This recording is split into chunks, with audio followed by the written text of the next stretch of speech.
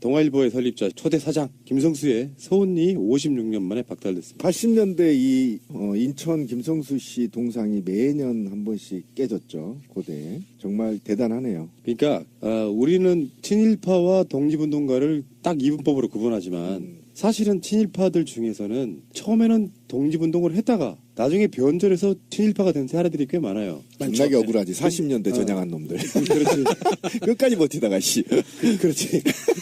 생각해봐. 바로 한 달 전에 창씨기명한 놈은 더. 아니 이게 일제 압박하에 있던 시절에 어목하던 시절에 사실 일찌감치 전향해서 친일파질을 하던 사람들은 그냥 직업적인 친일파였고요. 지금 이 나라의 기득권 세력들이죠. 초기에 친일파를 시작한 사람들은 직업 친일파, 그 다음에 후기에 그쪽으로 넘어가서 변절해서 친일파가 된 사람들이요. 사실은 2차 세계대전 태평양 전쟁 시기에 그쪽으로 넘어가서 친일파 된 사람들은 굉장히 악독한 친일 행위를 해요. 이거는 정말 그 전까지는 그냥 일본에 부역해서 먹고 사는 뭐 동사무소에 나가고 지서에 나가고 이렇게 앞잡이 역할만 했다면 고위관리 빼고요. 후반기에 친일 행위한 사람들이 얼마만큼 무식했냐 하면 막 정신대 나가라고 일장 연설을 하고 학도병들 출정을 하고 천황을 위해서 목숨을 바쳐라 이렇게 했던 사람들이 그 사람들이에요. 김무성 애비. 네, 그 사람들이 다 후기에 뒤돌아서선 사람들이에요. 그만큼 아주 결정적인 시기에 변절하는 사람들이 제일 무서워요. 우리 하태경 이런 사람들 보듯이. 그러니까 한때 독립운동을 했으나 훗날 전향에서 적극적인 친일 활동을 한 사실이 드러난 일제강점하 반민족행위 진상규명법에 관한 특별법상 친일 반민족 행위죄로 지정된 게 2009년입니다. 그게 그렇죠. 이제 민주정부의 유산 같은 건데 그런데 그 후로 서훈을 취소했다는 얘기가 없었어. 아무 조치도 안 했죠. 문재인 정부 들어서서 그걸 시행한 거예요. 장지현 선생 알죠? 히일리아 방송대국의 유명 장지현, 윤치영 당시 초대 우리나라 내무부 장관, 이정욱 전 동국대 이사장 등등 해서 19명의 서훈을 취소했다고 합니다. 그런데 이게 법원 판결이 확정되지 않았다는 이유로 아직까지 그걸 안 하고 있다가 이번에 대법원이 친일행위를 한 게 맞다 이렇게 판결 내려주니까 이번에 서훈이 취소가 된 거죠. 13일 날 취소가 됐습니다. 제가 90년대 말에 학교 다니면서 사실 인천 김성수가 누군지 알 수가 없었어요. 고등학교 때까지 예. 나오는 사람이 아니니까. 근데 학교를 들어갔더니 뭐 학교에 있는 동상도 관심도 없었고. 근데 수업 시간에 어떤 교수가 들어와서 이런 얘기를 하는 거예요. 우리 할아버지가 인천 김성수다. 저기에 동상이 있는 그렇게 얘기를 하는 거예요. 자기가 손자라면서. 그래서 그 사람이 대단한 사람인가? 라고 생각했죠. 그냥 뭐 학교만 설립하고 그런 줄 알았는데 그러더니 나중에 그 사람이 이명박의 파워맨 중에 하나인 나중에 대통령 외교안보 수석 비서관이 되는 거예요. 그 교수가. 그 사람이 김병국이에요. 그래서 조금 알아봤더니 나중에 이 인천 김성수의 증손자가 누구냐면 지금 이건희의 딸 중에 이서현 있죠. 이서현하고 결혼한 김재열. 이 사람이 그렇게 또 연결이 되더라고요. 역시 다 끼리끼리 노네요. 네. 이 동아일보라는 신문사 자체가 사실 그 일본이 우리나라를 강점하고 난 다음에 무력 통치에서 문화 통치로 넘어가는 시기에 이 문화 통치의 한 방법으로 언론 자유를 보장하겠다라는 명목으로 몇 개의 신문사를 창간하도록 허용을 하잖아요. 거기에 이제 일종의 바지 사장 개념으로 김성수가 초대 사장으로 들어갔던 거죠, 동아일보에. 그래서 일제강점 하에 동아일보, 조선일보 신문들을 지금 찾아보면, 언론재단에 찾아보면 다 PDF로 데이터베이스가 돼 있어요. 그래서 바로 검색하면 다 볼 수 있거든요. 정말 재밌습니다. 그게 나는 음모론 제기해봐요. 근데 뭐냐면은 조선일보 입장에서는 엄청 빡친 거예요. 친일의 상징 같은 거잖아. 이 사람들은 막. 근데 우리나라에서 조선과 동아가 대표적인 중앙이 들어오는 건 나중 일이니까 한참 산업화 이후에 들어온 거니까 조선 입장에서는 마치 김성수는 독립운동한 거 같고 그래서 왜 실제로요 1987년 민주화 전까지만 해도 동아일보는 야당지였어요. 그러니까 조선일보하고 비교되는 1987 영화를 보면 동아일보 기자들이 특종하고 막 그러잖아요. 네. 그렇죠. 그러니까 조선일보 입장에서는 당시 일가의 친일 행각은 누구나 다 아는데 마치 동아일보는 김성수 같은 사람들이 독립운동해서 마치 민족주의인 것처럼 또 반대편에 있는 거예요. 그러니까 조선일보가 어떻게 당시 일가의 친일 행적을 지울 수는 없잖아. 다 알려졌는데. 네. 그러니까 김성수의 친일 이력을 대대적으로 까면서 동아일보도 자기 편으로 끌어들였다. 난 이런 음모론을 제기해보는. 동의합니다. 멋지지 않아요? 예, 한 표 추가합니다. 그래서 이서훈 취소된 거에 대한 기사는 동아일보는 아직 내질 않았어요. 아직 안 냈어요. 이렇게 중요한 뉴스를. 어쨌든 우리 성수도 사실은 한때는 또 했었어요. 10년대에는 또 독립운동도 했었고. 그런데 아까 우리 말하신 대로 어쨌든 문화 정치 시대, 문화집권 시기에 배신하게 되는 거잖아요. 그러니까 사실은 강점기의 중반부부터 배신하기 시작합니다. 그래서 굉장히 악랄하게 김성수가 많이 했어요. 그 김성수가 하는 짓들은 뭐 다 나와 있으니까 알겠지만 중일전쟁의 정당화하는 방송을 직접 김성수가 하기도 하고 뭐 이래서 이제 고대 출신들 친구들도 매번 하던 짓이요. 성질나면 김성수 동상 흉상이라고 하나 끌어내고 매년 했었거든요. 거기에 대해서 어쨌든 아직도 지금 서 있는데 이것도 사실은 제거해야 되고 예. 하나하나씩 해나갔으면 좋겠습니다. 우리나라 역사의 여러 가지 비극들 중에 그런 친일파들이 나중에 또 사학을 세우고 언론사를 세우고 해서 사학 90%가 친일파들이 세운 거죠. 우리나라의 그 왜곡된 교육을 또 시켜왔던 그런 부분도 있고요. 알겠습니다. 잠시 후에 오겠습니다. 변절하면 또 뭐 우리가 알아줬다시피 김성수만 변절한 게 아니에요. 이 시대에도 변절이 계속되고 있는데 변절의 아이콘 하태경 이야기를 하겠습니다. 김문수를 뺨치는 하태경이죠. 그러니까 그 하태경 자체가 이제 뭐 흔히 말하면 운동권 출신의 뭐 좀 더 독하게 말하면 정말 진짜 주사파 뭐 이렇게까지 표현되는 바로 그런 인물인데 이 하태경이 지금 김일성 가면 논란 정치권에서 촉발시킨 당사자 아닙니까? 누가 보도했건 간에 저런 정도 뉴스를 슬쩍 받아가지고 오케이 김일성 가면이로군 이런 단편적인 인물이 사실 가끔씩 이제 여러분 속지 마십시오. 뉴스공장 같은데 나오는 하태경 보면은 또는 박근혜나 이렇게 자유한국당 홍준표 깔 때는 그런 게 좀 쓸만한 부분이 있긴 있는데 대표적으로 이 사람이 갖고 있는 악랄함은 결국에는 수구 세력들끼리의 싸움에서 자기들이 선점하자는 의미에서 그쪽을 까는 거지. 유전자 자체가 변절로 만들어진 아까 좀 전에도 그런 이야기 있었잖아요. 변절하는 놈들이 더 독하게 된다. 예. 왜냐하면 자기의 순수성을 보여줘야 되기 때문에 자기의 백그라운드들 더 위에 있는 사람들이 볼 때는 훨씬 더 악랄하게 까줘야 이 사람의 순수성을 믿는 거예요. 이쪽으로 넘어온 거에 대해서 최소한 이런 자들은 색깔론 같은 거 끄집어내지 않고 뭐 문재인 정부의 복지가 어쩌다 뭐 이렇게 말한다면 모를까. 정말 택도 없는 이야기로 김일성 가면이라고 이야기를 해놓고는 결론적으로 말하면 그런 표현을 썼어요. 근데 진짜 열받는 게 이런 거야. 처음에 이야기했던 게 11일 날 김일성 가면 논란에 대해서 하태경이 그때 했던 말이 이거란 말이에요. 국민과 언론이 김일성 가면으로 인식하면 김일성 가면인 거죠. 국민 정서를 고려한 응원이 되도록 적절한 조치가 필요합니다. 국민과 언론이 김일성 가면으로 인식하면 김일성이다. 아니 이 후레 자식 같은 새끼는 저 확 열받네요. 이 박정희 시대 중앙정보부가 너 간첩이야 그러면 간첩이었던 거예요. 그 논리를 갖다가 들이대는 거예요 지금. 나쁜 새끼예요 이거 지금. 그러면 우리 국민이 하태경 개새끼 하면 개새끼네. 오, 빙고. 아니 그러니까 다수 국민이 지금 김일성 가면이라고 생각하지도 않아요. 일부를 국민이라는 말로 대체를 했고요. 언론도 기레기를 언론이라는 말로 대체를 한 거예요. 아니 언론도 딱 하나에서 그런 오버나오고 그러니까. 말았잖아요. 그런 상황인 거고 신비님 논리가 정확하게 정답입니다. 국민은 너를 개새끼라고 생각해. 그럼 개새끼인 거겠네. 이렇게 지금 실드를 치다가 그 다음에 그게 뭐 리용호였네 아니었네 막 여러 가지 논란이 있어요. 그건 사실이 아니야. 그 논란에 대한 13일 날 하태경의 답은 말은 이런 거예요. 리용호라고 하는 건 말이 안 되는 거예요. 김일성 수령이 아니라고 하는 분이 두 파로 나뉘어 있는데 한 분은 특정인입니다. 그래서 리용호 나오고 또 한 사람은 김일성 대역 배우입니다. 김일성 대역 배우면 김일성 수령이지. 그렇지 않아요? 아니 이 후레 자식은 궁색하다 우리 아니, 하태경이. 이거 대역죄를 짓고 있어요. 이거 찬양 고무죄인데 김일성 수령이라고 이 뒤에다 붙이면 주사파의 이 진면목을 나타내는 거예요. 이거 찬양 고무죄로 넣어야 될 것 같아요. 그건 핵심은 아니고요. 요즘 그 하태경이 하는 행동들을 보면 자기가 이렇게 커질 줄 몰랐나 봐요. 그러니까 국정농단 청문회 때 말을 잘하고 논리 있게 조목조목 이야기하는 게 알려져서 사람들한테 이제 더 각인이 됐는데 전국적으로 각인이 된 이후에 여러 가지 그 TV 채널에도 이제 출연 자주 하고 하다 보니까 스피커가 커졌단 말이죠. 그래서 뉴스공장이라는 청취율 높은 그 공중파 라디오의 고정 게스트가 되면서 이제 자기가 굉장히 이제 큰 스피커가 됐다는 걸 굉장히 만끽하고 있어요. 그래서 제가 우연찮게 이 인터뷰를 이렇게 실시간으로 생방송으로 들었거든요.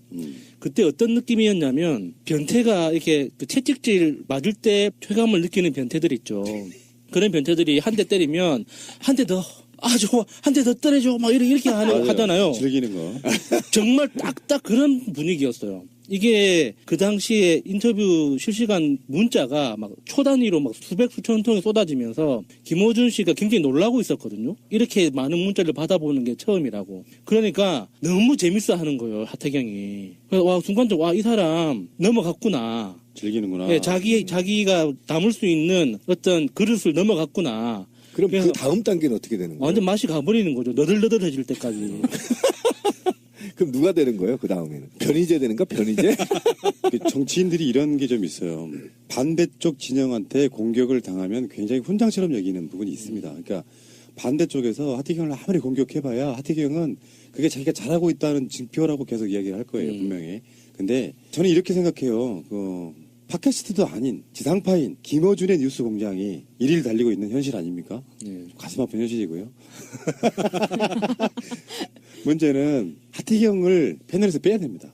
왜 그러냐면 이게 지상파이기 때문에 방송법에 규제를 받죠. 그래서 김어준 뉴스공장 제작진도 어쩔 수는 없는 거예요. 편파 방송이라는 소리 들으면 바로 취소돼 버린다니까. 벌점 먹다 보면 취소돼요. 방송이 없어지는 거야. 그러니까 갖다 앉혀놓기는 해야 되는데 하태경 같은 자들을 꼭 써야 되냐고요. 안 그런 패널도 있거든요. 조금 더 나은 애들. 얘는 내가 봤을 때는 그냥 저질이야, 그냥 저질. 그러니까 이게 변절의 역사라는 게 있기 때문에 사람들로부터 막 그런 쪽으로 많이 인정받고 싶어 하는, 그래서 좀 발언이 더 세지고 이런 것들을 보면서 이런 자들이 일종의 이제 또 다른 형태의 관종 아닙니까? 예. 관종인 상태로 계속 남들의 말, 내가 봤을 때는 그 변태가 채찍 맞는 거 그런 스타일이 아니고요. 이 사람은 바바리맨인데 여고 앞에서 바바리를 쫙 펼쳤을 때 여고생들이 놀라는 거 그걸 즐기는 거지 사실은. 깍 소리지고 그걸 즐기는 그런 곳에 가버리면 이게 얼마나 공론 낭비냐고요. 공론 낭비. 잘라. 진짜 확 주차가지고 알을 터뜨려야지. 존나 웃겨, 이발. 그럼 이제 최수정이 왕건인가요?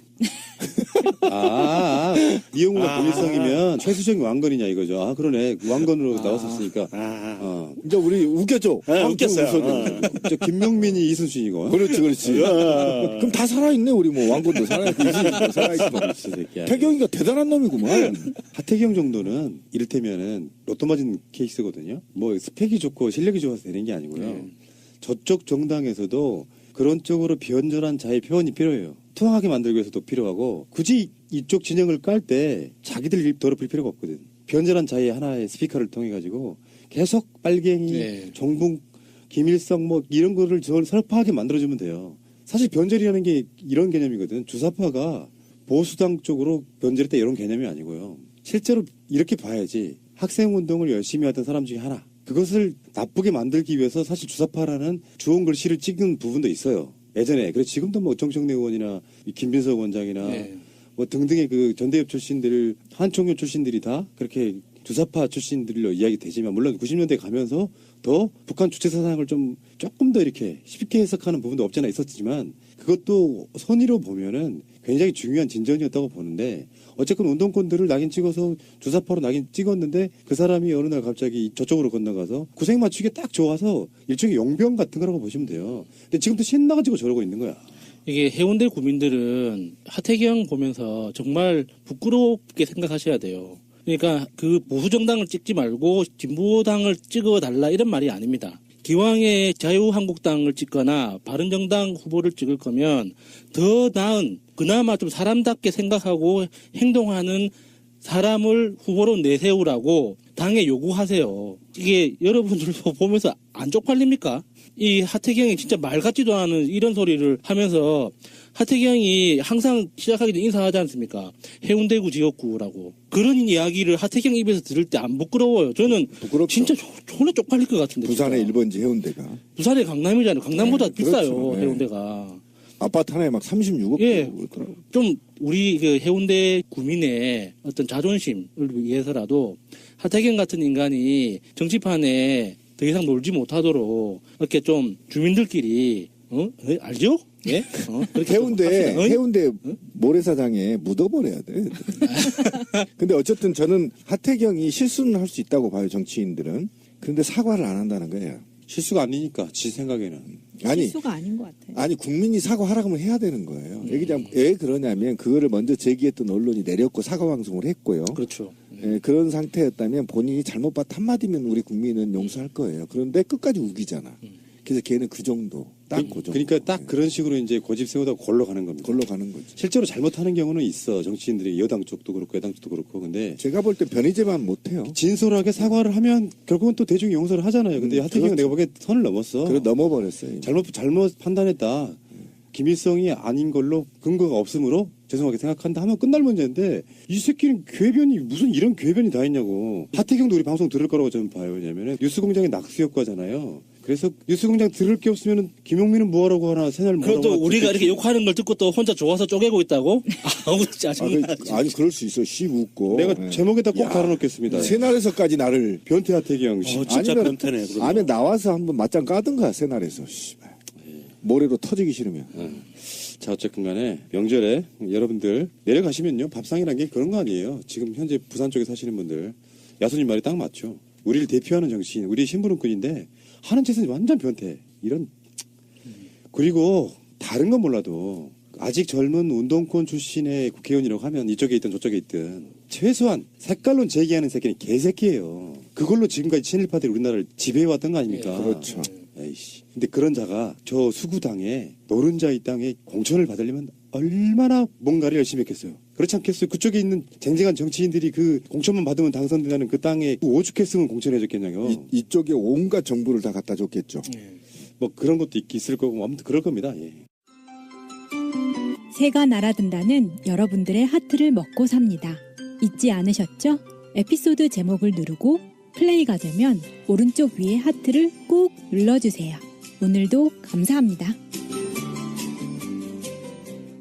고요. 후반기에 친일행위한 사람들이 얼마만큼 무식했냐 하면 막 정신대 나가라고 일장연설을 하고 학도병들 출정을 하고 선왕을 위해서 목숨을 바쳐라 이렇게 했던 사람들이 그 사람들이에요. 김무성 애비. 예, 그 사람들이 다 후기에 뒤돌아서선 사람들이에요. 그만큼 아주 결정적인 시기에 변절하는 사람들이 제일 무서워요. 우리 하태경 이런 사람들 보듯이. 그러니까 한때 독립운동을 했으나 훗날 전향해서 적극적인 친일활동을 한 사실이 드러난 일제강점하 반민족행위 진상규명법에 관한 특별법상 친일 반민족 행위자로 지정된 게 2009년입니다. 그게 이제 민주정부의 유산 같은 건데 그런데 그 후로 서훈을 취소했다는 얘기가 없었어. 아무 조치도 안 했죠. 문재인 정부 들어서서 그걸 시행한 거예요. 장지현 선생 알죠? 히일리아 방송대국의 유명 장지현, 윤치영 당시 초대 우리나라 내무부 장관, 이정욱 전 동국대 이사장 등등 해서 19명의 서훈을 취소했다고 합니다. 그런데 이게 법원 판결이 확정되지 않았다는 이유로 아직까지 그걸 안 하고 있다가 이번에 대법원이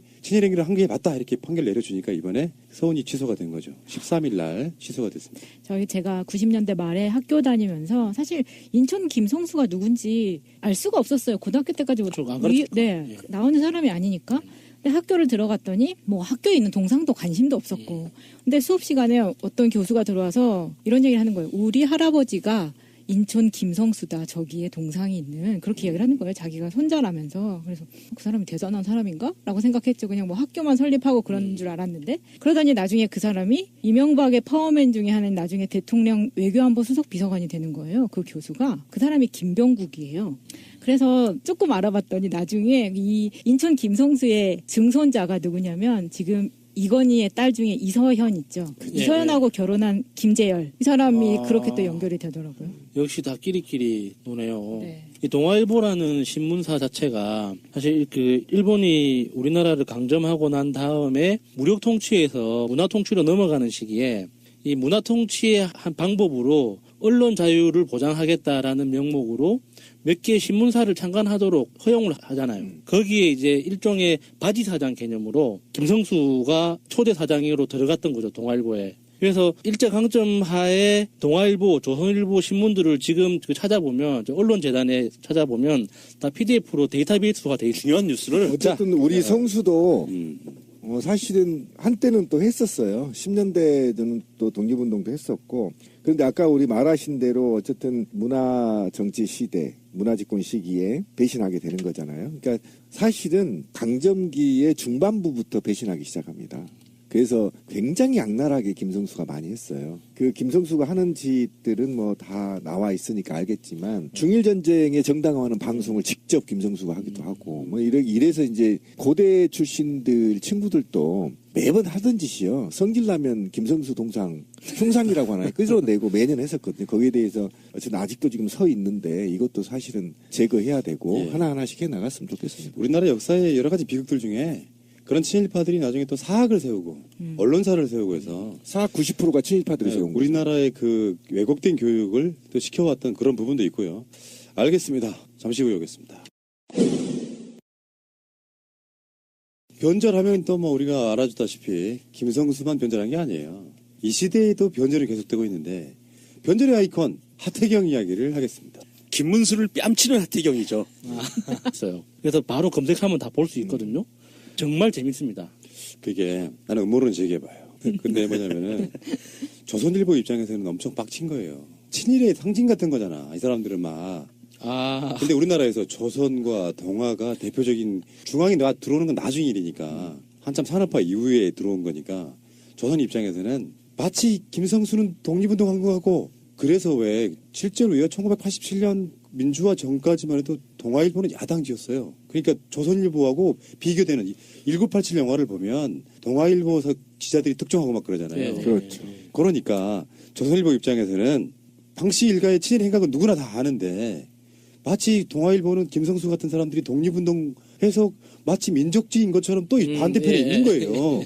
그러니까 조선일보가 어떻게 방씨 일가의 친일 행적을 지울 수는 없잖아. 다 알려졌는데. 그러니까 김성수의 친일 이력을 대대적으로 까면서 동아일보도 자기 편으로 끌어들였다. 난 이런 음모론을 제기해보는. 동의합니다. 멋지지 찬성. 않아요? 예, 한 표 그래. 추가합니다. 그래서 이소훈 취소된 것에 대한 기사는 동아일보는 아직 내질 않았어요. 아직 안 냈어요. 이렇게 동아일보의 설립자 초대 사장 김성수의 서훈이 56년 만에 박탈됐습니다. 80년대 이 인천 김성수 씨 동상이 매년 한 번씩 깨졌죠. 고대. 정말 대단하네요. 그러니까 우리는 친일파와 독립운동가를 딱 이분법으로 구분하지만 사실은 친일파들 중에서는 처음에는 독립운동을 했다가 나중에 변절해서 친일파가 된 사례들이 꽤 많아요. 존나게 억울하지. 40년대 전향한 놈들. 그렇지. 끝까지 버티다가 씨. 그렇지. 생각해봐. 바로 한 달 전에 창씨기명한 놈은 더. 아니 이게 일제 압박하에 있던 시절에 어목하던 시절에 사실 일찌감치 전향해서 친일파질을 하던 사람들은 그냥 직업적인 친일파였고요. 지금 이 나라의 기득권 세력들이죠. 초기에 친일파를 시작한 사람들은 직업 친일파. 그 다음에 후기에 그쪽으로 넘어가서 변절해서 친일파가 된 사람들이요. 사실은 2차 세계대전 태평양 전쟁 시기에 그쪽으로 넘어가서 친일파 된 사람들은 굉장히 악독한 친일행위를 해요. 이거는 정말 그 전까지는 그냥 일본에 부역해서 먹고 사는 뭐 동사무소에 나가고 지서에 나가고 이렇게 앞잡이 역할만 했다면 고위관리